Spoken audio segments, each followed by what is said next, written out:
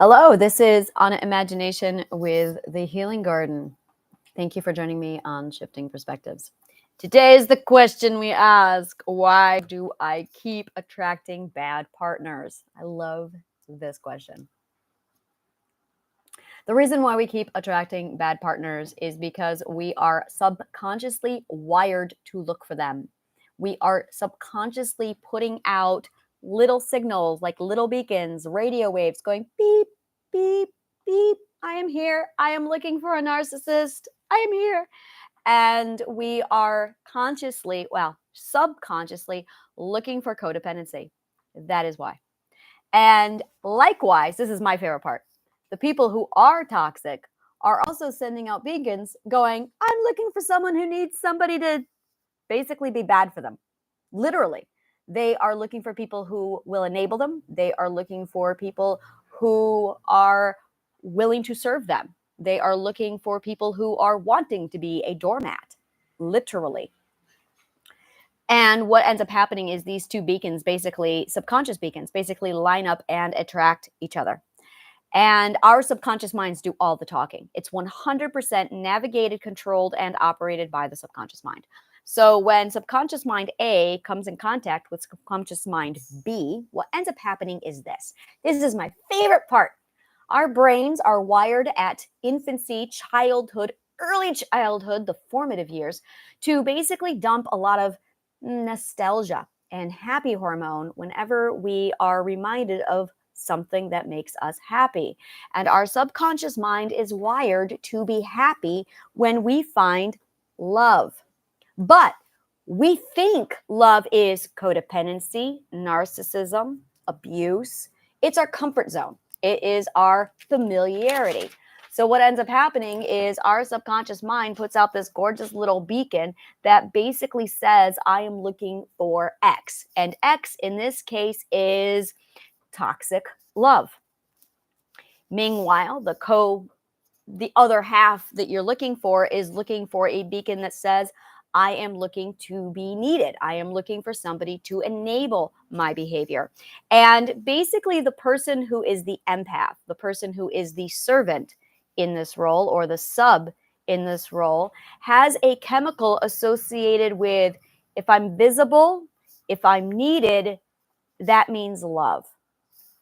Likewise, the person who is looking for the servant plays on the role of somebody who is in the power position of the relationship. And because that person holds the power of the relationship, they are seeking someone who will serve. And their brains are wired so that when they see somebody who will cater to them and serve them and nurture them, then that means love. If you think about somebody who's in that power position, who requires a servant or a sub, what they're really looking for is nurturing. They associate love with being nurtured, being over nurtured, though. It's basically a scarcity abundance measuring thing that we have in our brain. Oh yeah, this is where it gets fun. So in the case of the sub, in the case of the submissive, in the servant or the empath, pick a word, that person has scarcity. And they associate scarcity with having access to, it's basically scarcity. In both cases, it's absolute scarcity. So when they do confront scarcity, when they are around people whose basic scarcity needs match up with theirs, it dumps that happy hormone. It dumps the adrenaline. It dumps all of the love emotions and love hormones that set them off. And the reason why this happens is because our definition of love was tampered with when we were children. Excuse me. Our definition of love was tampered with when we were children. So that where the concept of love was basically was replaced by a toxic belief. And usually the toxic belief is, if I want someone to love me, I have to need them. Or if I want someone to love me, I have to be needed. So you have that toxic belief that's sending off certain emotional cues to dump everything into you. Now, you're going to find a really nice partner, someone who's really healthy, but you're not wired to receive them. So none of the wiring is going to go off. none of the subconscious mind is going to go into action because it's not programmed to go into action. So you could meet a really nice man. You could probably be meeting a lot of really nice people all the time.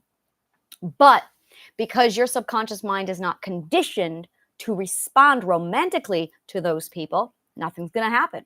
You're not going to get any kind of an emotional cue. So you're going to meet someone who's really healthy, really, really good for you, legitimately good for you, and your entire body is going to act like it's nothing. You're not even going to notice. All you're going to notice on that gorgeous ego of yours, conscious awareness, is, I didn't feel any chemistry. That's it. And that's where there's the problem. That is it right there. We credit chemistry with being love. We think chemistry equals love. Here's the truth of it. Chemistry equals subconscious manipulation. Chemistry is 100% subconscious mind conditioning. So if your subconscious mind, Pavlov's dog, if your subconscious mind has been conditioned to salivate over toxic men, well, you're going to get all the happy hormones when you salivate over toxic men. And guess what? When you meet somebody who's not toxic, who is healthy, you're not going to have any kind of a chemical reaction. You're not going to salivate because your subconscious mind has not been trained to do so. Which is why you are told you really need to focus on yourself, which is stage 4 perspective talk for, let me translate it for you. You really need to recondition your subconscious mind so that it can actually recognize a healthy person to begin with, and it will respond properly in a healthy scenario and situation. And in order to do that, you're going to need to seriously isolate yourself, break down your entire subconscious mind, and then build it back up again using mental metamorphosis. That's what you need to do. So yeah, you need to work on yourself. But working on yourself is so vague. It's really, really vague. So maybe that really does help showing the actual situation, that what you're really doing is you are determining love based off of the conditional setup of your subconscious mind. It isn't love. Absolutely not at all. Love has nothing, I'm going to say it, love has nothing to do with chemicals. But the subconscious mind conditioning you into safety, oh, that absolutely does have a lot to do with chemicals. Absolutely. Love has nothing to do with chemicals or romance or in love feelings. All of those warm, fuzzy, happy feelings is just radar going off because your subconscious mind has been conditioned to want to be seen or to need to be needed. So that's why. If you like shit like this, subscribe to my YouTube channel.